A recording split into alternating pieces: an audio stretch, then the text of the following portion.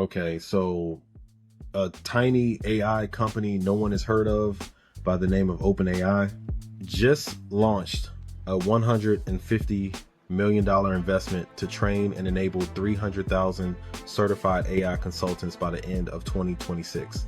That's exciting, right? But, and this is a big but, it's also a warning label. And that warning label is the reason for this episode. Not because the opportunity is fake, but because the buying decision just got harder. So before the market fills up with badges, demos, and big promises, let's set a standard for what real AI help is supposed to look like. What's up, good people? Welcome back inside the Neural Dojo. This is a space where humans and AI meet to think out loud. We like to call it binary banter. These are short, smart conversations that explore how humans and AI can learn, create, and grow together. I am your very real, very human host, Kyrie, also known as KT, the AI Sensei. And today I'm rocking this one solo dolo. No co-host crew today, just you, me, and what should ultimately be a buyer's guide for your tech budget. So yeah, man, let's get into it. All right. Like I said at the top, OpenAI is helping build a much bigger AI consulting ecosystem. They're putting serious money behind partners, training, certifications, and people who can help businesses use artificial intelligence in the real world. And you've got to ask yourself, why? Why would a company building some of the smartest language models on earth put that much energy into consultants, partners, and training? Because they realize something massive. Having the most powerful tech in the world doesn't matter if regular businesses don't know how to plug it into their work. The adoption curve hits a wall, not because the tech is useless, but because the integration is messy. And when a market gets hot, everybody starts sounding qualified, right? Some people will be real operators, some will be fast learners, and some, they'll be selling confidence they haven't earned yet. Suddenly, every digital marketing agency, every virtual assistant, every coach, and every person who bought a Chat GPT Plus account 3 months ago is calling themselves an AI automation expert. Now, I'm not saying all of those people are fake. I mean, everybody starts somewhere, including yours truly. But if you're a business owner, you can't afford to be somebody's practice run.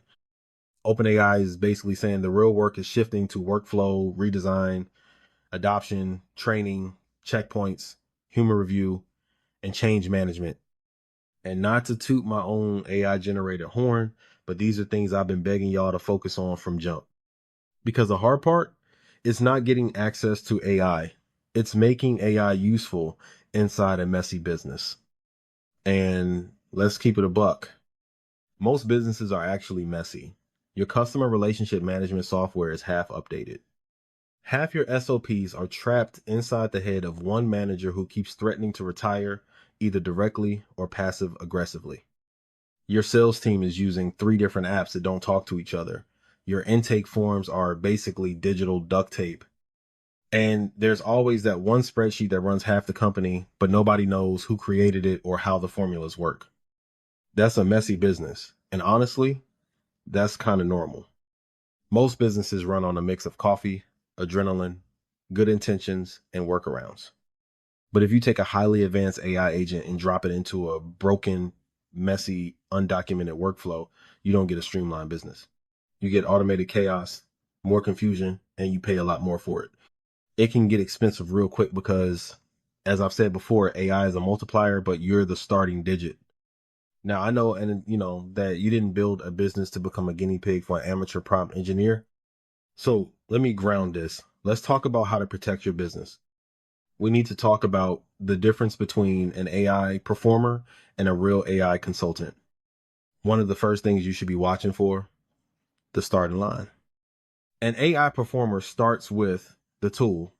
They walk into your office or jump on a Zoom call and immediately pull up a slide deck.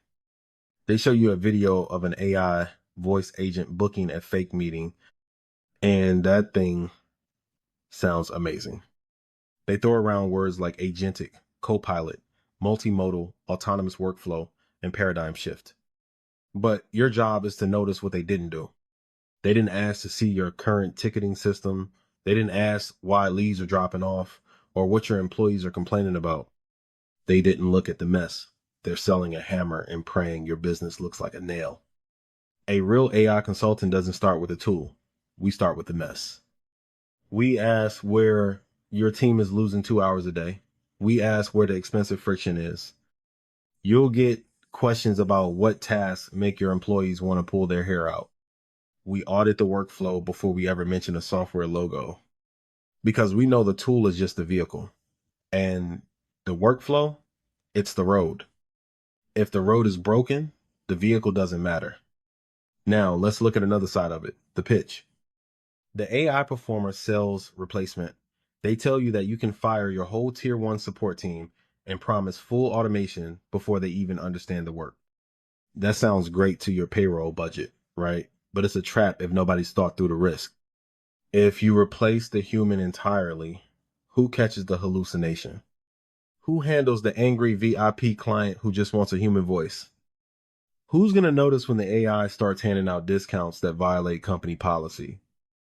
A real consultant sells leverage. They identify what shouldn't be automated. They understand that AI is a force multiplier, not a magic wand.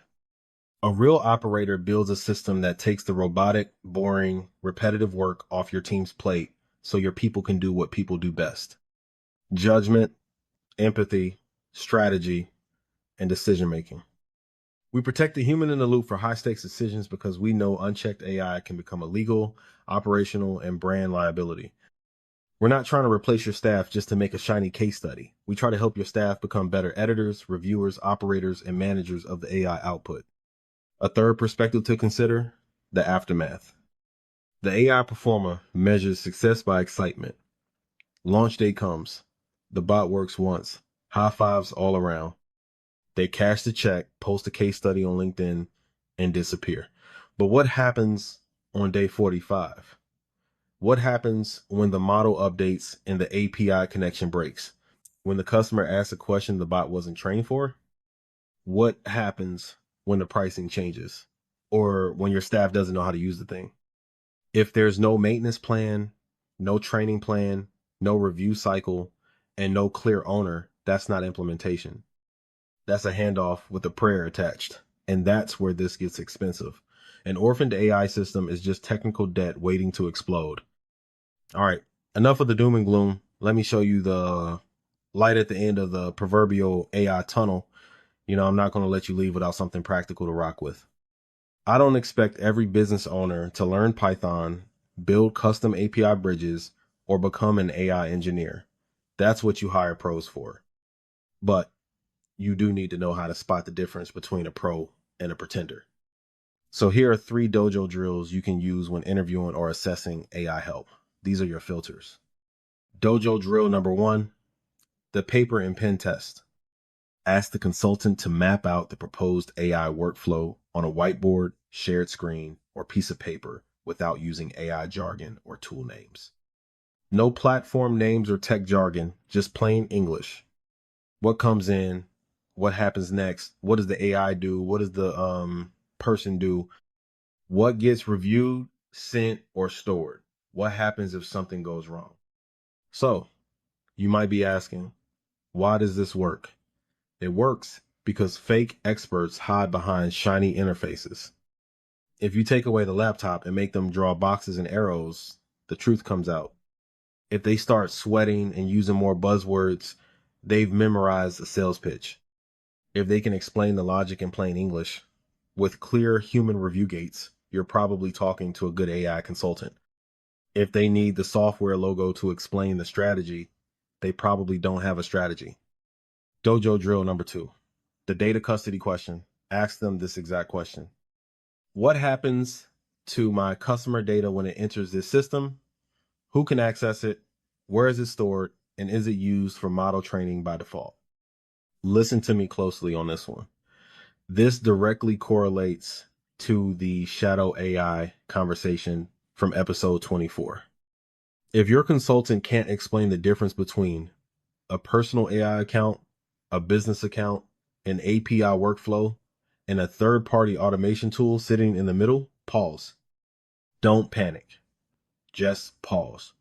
Fake experts get vague here. Real operators slow down and explain the data path and tell you what data is and isn't needed. We make clear what should be redacted and what should never be entered. We understand that convenience can become exposure real fast. If they can't answer that question clearly, pause the project immediately. Not because they're bad people, but because they're not ready. Dojo drill number 3, the shadow mode test. Never let a new system take over your operations right away. I don't care how confident they sound or if they claim their solution will outperform your team instantly. Slow it down, run their system in parallel instead, pick one existing workflow and have their tool or process operate quietly in the background while your current system continues as normal. Something simple like drafting responses, categorizing tickets, or generating reports. Let both versions run side by side. Then compare the outputs. Check for accuracy, consistency, and time saved. This gives you a clear, risk-free way to evaluate performance without disrupting your business. Pretenders hate shadow mode because it exposes gaps immediately. Real operators welcome it because they know their work will hold up under scrutiny. If their system can't outperform or at least match your current process in parallel, it has no place replacing it. Look, the AI consultant boom isn't bad. Honestly, it's necessary. Businesses need help. Owners are overwhelmed and teams need training. People need someone who can translate this highly technical stuff into real everyday work. But when a market gets crowded, your filter matters more than ever. Don't buy the badge, the buzzwords, or the fancy demo. Buy the process, buy the outcome, the judgment. That's the difference between buying AI help and buying AI theater. You want a partner who respects your business enough to understand how it currently works before they try to change it. And this is why I don't think about AI implementation as let's build a bot. That's backwards. First, we find a workflow. Then we find the expensive friction. Then we decide what AI should support, what humans should still own, and what shouldn't be automated at all. Start with the workflow before the tool. You've got to audit the mess. Build the strategy. Then, and only then, do we talk about the tech. So if your team is trying to figure out where AI actually fits and you want to do it without breaking your brain or your team, that's the kind of work I help people think through.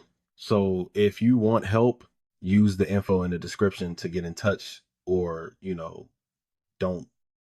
I mean, real talk, you should have enough to walk into any AI implementation conversation armed with what you need to see through the BS. That's one of the main reasons I put content like this out there. And with that, we'll call it. Thank you for rocking with me in the dojo for this session. If this gave you a better filter, do me a favor and send it to a business owner, before they get sold a software they don't need. Hit the likes and the subs. It helps me grow this channel. Until next time, stay curious, stay balanced, and keep training your mind. Sensei out. Peace.